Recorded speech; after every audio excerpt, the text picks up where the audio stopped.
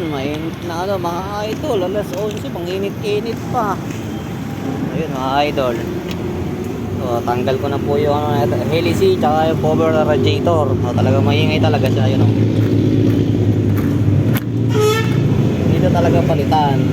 Ito sira na talaga. Ito na ng bago. So nga lang, tatanggal tayo ng tensioner. Ayan.